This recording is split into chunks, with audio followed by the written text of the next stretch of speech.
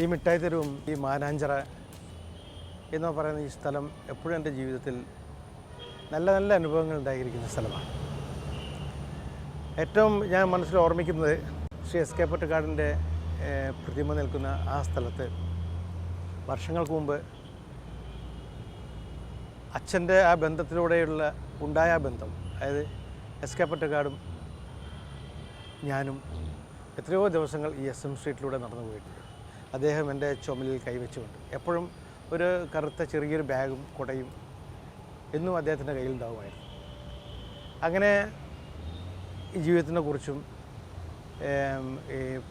പഠിക്കുന്നതിനെക്കുറിച്ചും അതുപോലെ ജീവിതത്തിൽ എന്തെല്ലാം തിരഞ്ഞെടുക്കുന്ന കാര്യങ്ങൾ അത് നേർവഴിക്കുള്ളതായിരിക്കണം എന്ന പല പല പല ഉപദേശങ്ങളും ഈ എസ് എം സ്ട്രീറ്റിലൂടെ ചില സായാഹ്നങ്ങൾ എനിക്ക് പറഞ്ഞ് മനസ്സിലാക്കി തരും, അദ്ദേഹത്തോടൊപ്പം ചിലവഴിക്കാൻ പറ്റുകയും ചെയ്തിട്ടുണ്ട്.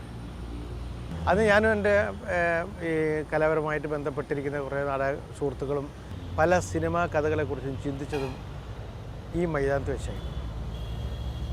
പല പല സായാഹ്നങ്ങളിലും ഞങ്ങൾ ഒത്തുകൂടി സിനിമയ്ക്ക് പറ്റിയ കഥകളെക്കുറിച്ചും കണ്ട സിനിമകളെക്കുറിച്ചും, ഇവിടെ തൊട്ടടുത്താണ് ക്രൗൺ തിയേറ്റർ, അവിടുന്ന് കാണുന്ന വെസ്റ്റേൺ മൂവീസ്, ഇതിനെക്കുറിച്ചുള്ള ഡിസ്കഷൻ കാര്യങ്ങളൊക്കെ ആയിട്ട് എത്രയോ കാലങ്ങൾ എത്രയോ സമയങ്ങൾ ഈ മാനാഞ്ചിറ മൈതാനിയിൽ ഞാൻ ചിലവഴിച്ചിട്ടുണ്ട്.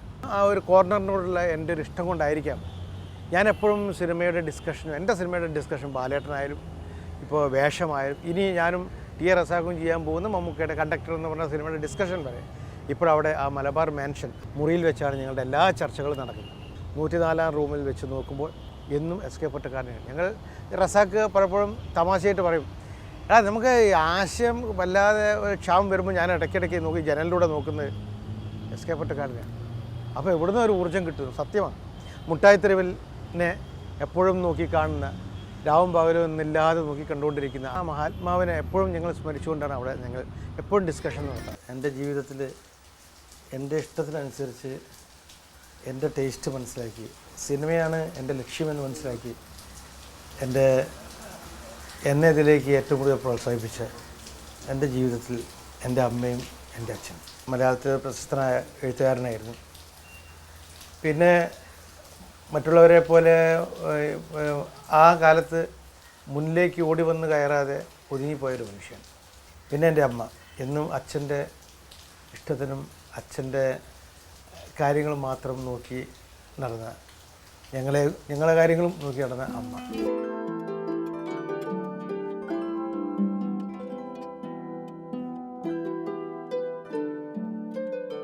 ആകാശവാണിയായിരുന്നു കലാപരമായ എൻ്റെ എല്ലാറ്റിൻ്റെയും തുടക്കം കുറിച്ച ഒരു സ്ഥലം.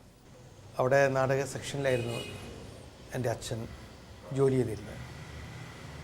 ആകാശവാണിയിലൂടെ എനിക്ക് ലഭിച്ചത് അന്ന് പ്രമുഖരായ സാഹിത്യകാരന്മാരെ കൊണ്ടും കവികളെ കൊണ്ടും എല്ലാവരെ കൊണ്ടും സമ്പന്നമായിരുന്നു അന്നത്തെ ആകാശവാണി. പല പ്രമുഖരുമായിട്ട് എനിക്ക് അടുത്തിടപഴകാനും അവരുമായിട്ട് പല പല വിഷയങ്ങളെക്കുറിച്ച് സംസാരിക്കാനുള്ള അവസരങ്ങൾ എനിക്ക് അച്ഛനിലൂടെ ലഭിച്ചിരുന്നു. അതുകൊണ്ടൊക്കെ ആയിരിക്കാം എനിക്ക് ഈ എഴുത്തിനോടും വായനയോടും അതുപോലെ തന്നെ ഈ സിനിമയോടൊക്കെയുള്ള ഒരു ഭ്രമം അല്ലെങ്കിൽ ഇഷ്ടം എനിക്കുണ്ടാവാൻ കാരണം എന്ന് ഞാൻ വിശ്വസിക്കുന്നു. പിന്നീട് അച്ഛൻ്റെ പ്രോത്സാഹനവും കാരണം കൊണ്ട് ഞാൻ കുറേ നാടകങ്ങൾ അവിടെ ARL എൻ്റെ കുറേ നാടകങ്ങൾ തുടർ നാടകങ്ങളായിട്ടും ഞാൻ ഹാഫ് ആൻ അവർ പ്ലേ ആയിട്ടൊക്കെ എത്രയോ നാടകങ്ങൾ അവിടെ ബ്രോഡ്കാസ്റ്റ് ചെയ്തിട്ടുണ്ട്. അതിനൊക്കെ എഴുതുന്ന നാടകങ്ങൾ എല്ലാം എനിക്ക് അധികം എല്ലാം വായിച്ചു നോക്കിയിട്ടൊക്കെ കറക്റ്റ് ചെയ്യും. ഈ സംഭാഷണങ്ങളൊക്കെ ഈ രീതിയിൽ എഴുതണം എന്നൊക്കെ എന്നെ പഠിപ്പിക്കുകയും ചെയ്തിരുന്നത് എൻ്റെ അച്ഛൻ തന്നെയായിരുന്നു. എന്നും പ്രണയാതുരെന്നാണ് ഞാൻ. അങ്ങനെ പറഞ്ഞ് നമ്മൾ കയ്യിൽ മറന്നുപോയ ഒരു ചാപ്റ്റർ ആദ്യത്തെ പ്രണയം പിന്നെ എൻ്റെ ജീവിതത്തിലേക്ക് കടന്നു വന്നു. അതും മറ്റൊരു പ്രണയമായിരുന്നു. ഇപ്പോൾ ആ പ്രണയം എൻ്റെ ജീവിത അവസാനം വരെ ഞാൻ കാത്തു സൂക്ഷിക്കുകയാണ്. അത് മറ്റേവല്ല, നീണ്ട ഒരു 10-12 വർഷത്തെ പ്രണയത്തിന് ശേഷം ഒന്നിച്ച എൻ്റെ പത്മജ. നീ കള്ളക്കണ്ണുകൊണ്ട് നോക്കണ്ട, കറക്റ്റാണ്.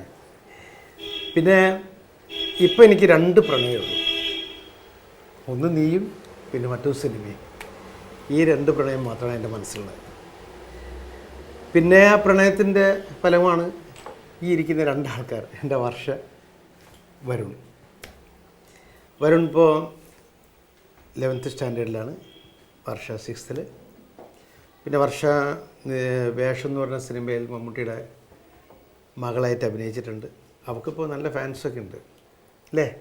ഈ സിനിമയായിട്ട് ബന്ധപ്പെട്ട് പുറത്ത് സഞ്ചരിക്കുമ്പോഴൊക്കെ ഈ വീടും എൻ്റെ മക്കളെയും എല്ലാം സംരക്ഷിക്കുന്നു.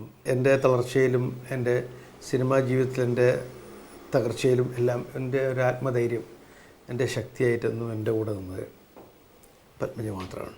പിന്നെ പറഞ്ഞ പോലെ ഇപ്പോഴും ഞങ്ങൾ പ്രണയിച്ചുകൊണ്ടിരിക്കുകയാണ്. പ്രണയമാണ് എല്ലാം എന്ന് വിശ്വസിക്കുന്നവരാണ്. സിനിമയിലെ എൻ്റെ വളർച്ചയെ വളരെ മൗനമായി സന്തോഷത്തോടു കൂടി നോക്കിക്കണ്ട വ്യക്തിയാണ് എൻ്റെ അച്ഛൻ. എൻ്റെ ഓരോ പല സിനിമകളും എൻ്റെ അച്ഛൻ കണ്ടിട്ടില്ല. ഷൂട്ടിങ്ങിന് ഒറ്റപ്പാലത്തേക്ക് പോകുന്ന സമയത്ത് അച്ഛനോട് ഞാൻ ഇങ്ങനെ മോഹൻലാലിനെ വെച്ചാണ് സിനിമ ചെയ്യാൻ പോകുന്നത് എന്ന് പറഞ്ഞപ്പോൾ അച്ഛൻ എപ്പോഴും പറയാറുണ്ടായിരുന്നു മോഹൻലാലിനെ നേരിൽ കാണണം, സംസാരിക്കുക. അപ്പോൾ ഞാൻ പറഞ്ഞിട്ടുണ്ട് ഇങ്ങനെ കോഴിക്കോട് ഷൂട്ടിങ്ങിൻ്റെ ആ സമയത്ത് അച്ഛനെ ഞാൻ രാജിയെ കൊണ്ടുവന്ന് കാണിക്കാമെന്ന് പറഞ്ഞിരുന്നു. അപ്പോൾ അങ്ങനെ യാത്ര പറഞ്ഞ് പോകുന്ന സമയത്ത് അതുവരെ ഇല്ലാത്ത പലപ്പോഴും ഞാൻ ഷൂട്ടിങ്ങിന് പോകുമ്പോൾ അച്ഛൻ്റെ അമ്മയുടെ കാല് തൊട്ട് വണങ്ങിയിട്ടേ ഞാൻ പോകാറുള്ളൂ. അത് എൻ്റെ മനസ്സിൻ്റെ ഒരു ബലമാണ്. അച്ഛനോട് യാത്ര പറഞ്ഞ് തിരിഞ്ഞ് നടക്കുമ്പോൾ എന്തോ അച്ഛൻ എന്നെ നോക്കി തിരിച്ചു വിളിക്കുന്ന പോലെ എനിക്ക് തോന്നി. അങ്ങനെ ഞാൻ അച്ഛൻ്റെ അടുത്തേക്ക് ചെന്നു. അന്ന് എന്നെ ഊട്ടി കെട്ടിപ്പിടിച്ചിട്ട് എൻ്റെ നെറുകയിൽ നിർത്താതെ കുറേ നേരം ഉമ്മ വെച്ചു. എനിക്കെന്തോ എൻ്റെ കണ്ണ് നിറഞ്ഞു, അച്ഛൻ്റെയും കണ്ണ് നിറഞ്ഞായിട്ടാണ് എനിക്ക് തോന്നുന്നത്. അമ്മ അതെല്ലാം നോക്കിക്കാണുകയായിരുന്നു. അങ്ങനെ ഒറ്റപ്പാലത്തേക്കുള്ള യാത്രയിൽ മനസ്സ് മുഴുവൻ എന്തോ ഒരു അസ്വസ്ഥയായി. അങ്ങനെ ഷൂട്ടിംഗ് നടക്കുന്നു. ഇടയ്ക്ക് ഡെയിലി ഞാൻ ഫോൺ ചെയ്ത് സുഖങ്ങൾക്ക് അമ്മയുടെ അന്വേഷിക്കാറുണ്ട്, അച്ഛനെ സംസാരിക്കാറുണ്ട്.